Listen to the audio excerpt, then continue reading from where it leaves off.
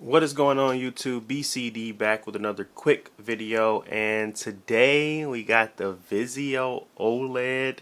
I'm actually going to give you my final review, my final opinions, the ups, the downs, the mistakes I've made. And we're going to just talk about it. Honestly, it's just going to have an open conversation. Same thing goes for in the comments below. This is not me trying to convince you to buy it. This is more so me just discussing what I found and reporting back. So in a video prior, I kind of explained my situation and what I was looking for with this television. I was looking to try out the HDMI 2.1. I was looking to get into the next generation of gaming early on. I didn't want to wait until 2 years from now or a year from now when I was really ready to jump into a new television. I wanted something that was going to be in the middle that I could use for now to test out these, features and not be my final jumping point. So when I was thinking about it, looking at the landscape of all the televisions out there, there is LEDs that support it, which is the X900H from Sony. There is OLEDs that support it, like the LG CX Vizio OLED. And then there's the QLEDs that support it, which is the 90T on the Samsung front. All these televisions all seem very mid. And when I say mid, that's just slang for they're not blowing me away. They don't feel as if they're the next big thing. They don't feel as if they put too much effort into it. Like they just slapped on an HDMI 2.1 support to some 2019 models. That's what it feels like to me, and that's why I'm not in the market of spending more than what the company deserves. Neither is anybody, but I'm more so that way because if I don't feel like you deserve that money, I'm not going to give it to you. So in my eyes, everything was way too much overpriced for what they were trying to provide us, and Vizio came along and they kind of tried to undercut most of the competition, and it piqued my interest. To be honest, it honestly piqued my interest. I was going to wait, but it piqued my interest because it actually tried to undercut them, and it was still, reports were coming out that, hey, this ain't that bad. This look good too. So I got a little excited. I got happy. I said, oh shoot.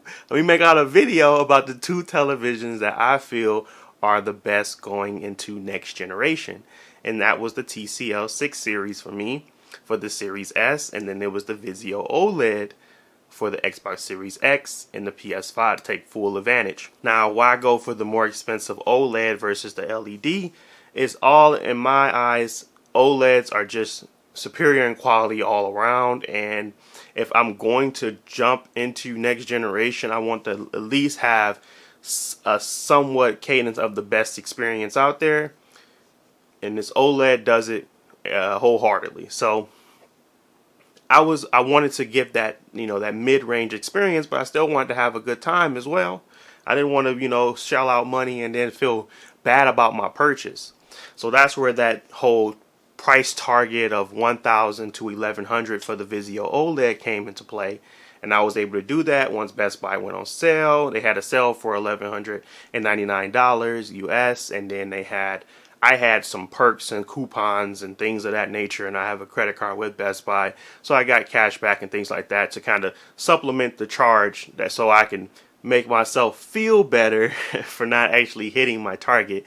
I was a little bit over, around like $63, but that including the 3-year warranty, I'm still coming in cheaper than I ever could with an LG and with the Sony, with the QLED. So I didn't have any quarrels with it. I'm fine with that. I gave myself a cushion of a frame of what I want to spend. Then I also gave myself the understanding that when you're buying anything over $1,000, you better get a warranty. So I'm feeling comfortable with my purchase because I was smart about it and not just jumped out the window and tried to go buy something. And that's what I feel like a lot of people are doing because the LG is the only one that kind of has it. They're jumping out the window kind of a little too open-heartedly and just like take my money. I understand that LG has a reputation of being good, but for me to feel like your new, showing is lackluster, does that really deserve the money? So let's start with the HDMI 2.1 support.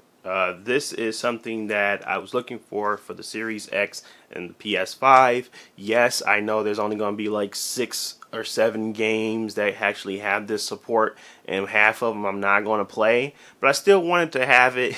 So let me make my bad decision in peace. And yeah, so this is the main reason why I was looking for that new television, simply because I wanted to have HDMI 2.1 support. Other stuff I already have on other televisions in my home, but the 2.1 is really what I was looking for and what I was striving to get before these next generation of consoles came out. This mid-range Vizio, honestly, because of the price, it battles with so many different things. The X900 is close to this price, and it's a LED. The C10 is $400 more.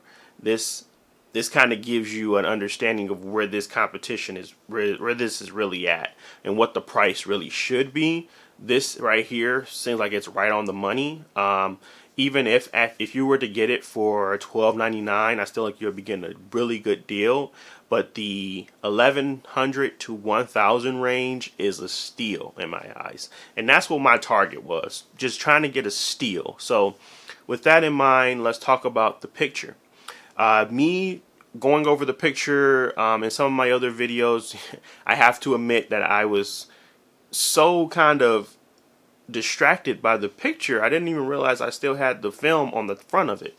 So literally in some of my videos I was talking about reflections being bad, but that's because the film was still on there and I didn't even realize it. That's how good of a picture it is. I didn't catch on to it because I was trying to pull it off at the beginning, but nothing came off, so I was looking really closely to make sure I wasn't tripping, and then I just went ahead and flicked the screen and I saw a bubble, and I was like, this thing still has the film on it. So that's when I kind of took it off, had to do some retesting, and obviously the reflections are handled very well on this one, just as good as the LG OLED, but I just wanted to clear that up before I move forward.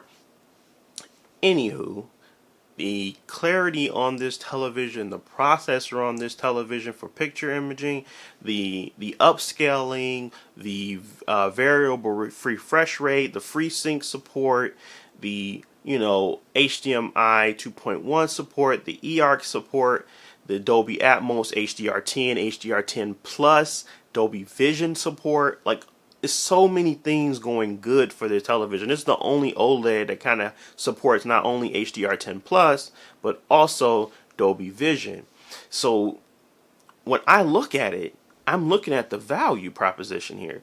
This is a value for the price that you're getting, and it's still competing with the leading technology in the LG CX.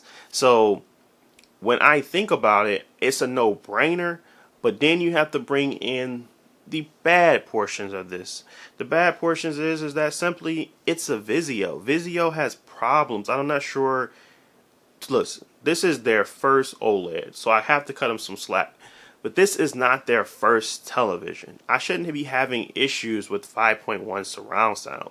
I literally cannot utilize anything that has 5.1 unless I'm streaming it directly from the television. If I plug in any of the ports and try to get surround sound or anything like that, it just doesn't even work. It doesn't make any noise. So literally have to turn it off in order for me to get like sound back.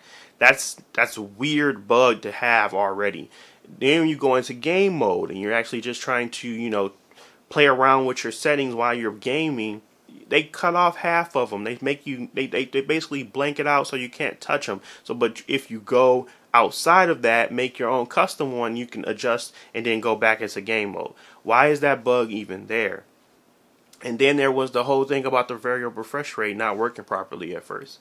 Obviously, they patched it and it's working fine now. So there is things that's there that's gonna, irritate you. I'm extremely irritated by the user interface. But guess what I'm going to do? I popped in Chromecast TV, and now I don't even have to think about that, because every time I boot it up, it's going straight to where I want it to go. Yes, you're paying a premium for this television. This is more than $1,000. So if you're paying that much, you definitely want to have the best experience possible. But when you really take into account the fact that you're getting this level of quality at such a stellar price, you kind of grow to live with these kind of things. Like, sound go out, I'm putting on headphones. If the UI is trash, I'm throwing in Chromecast TV. It doesn't come with voice on the remote. I switched to the Chromecast TV. Chromecast TV has voice on the remote. It's just so many things that I can say rebuttal with the issues that they're having, weird bugs that they have that will still allow me to justify the price point for this television. The HDR is much better than I've ever seen on a television. It gets very bright and vibrant. A little bit too vibrant at points. I know some of my settings videos, people were saying that they were still too vibrant, but I like how punchy it gets. I like how vibrant it gets, and I have been updating my settings video. So if you do go on there, just double check the actual description, because I actually update that, because you know, my eyes change, my feelings change for that. And honestly, that video was shot with the film still on it, so pretty embarrassing. I still like all my settings, but it was still like, how do you not know the film is on there? Anyways, what I'm trying to say here in this video is basically the TV is excellent. It has a few things that I hate about it, and I'm okay with living with that. I really don't like the UI. I really don't like the way they set up the back of the television and how you're trying to, you know, almost break a nail trying to get your HDMI ports in there. I really don't like the entire, you know, experience that they have, the ads. I don't like it. But I have found ways to get around it. I have found ways to tune in what I want. I have figured out what's causing problems, so I don't have any functional issues. It's more so firm or software issues that they're with their implementation of Vizio. So what I can say is this, is that if you were to buy this, you wouldn't probably have any issues that you're thinking you might have. You probably wouldn't even care. The picture is that good. You wouldn't care. You'd forget about it. Honestly, you'll just forget. You wouldn't even care. But I know sometimes when people overblow things and make it seem as if it's bigger than what it is, I know that kind of can take over your mind and you kind of start thinking that way. But honestly, for the price, you cannot beat this. You can't.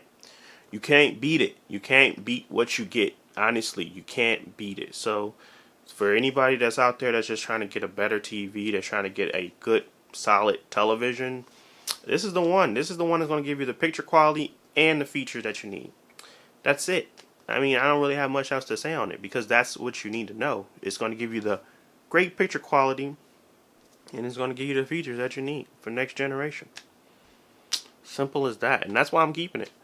I mean, get yourself a warranty. Don't be slow. Don't be stupid out here. Don't be thinking, oh, Vizio probably ain't gonna never have no defects. Don't be stupid. Definitely try to hit the price point of $1,000 to $1,100, and then go for the warranty. Go for the 3-year warranty. You know off bat you're gonna have a good time with it at that point. But if you're going in $1,300 and you gotta pay, you know, taxes and then an extra $200 for the warranty, you're like, I mean, that's the price you're gonna pay. Now, I enjoy it, and same thing goes for the 65-inch. I mean, I think you'll have a good time. But that's pretty much it for me. I want to thank you guys for watching. If you like the content, please don't forget to like and subscribe, and I will talk to you guys in the next video. Peace.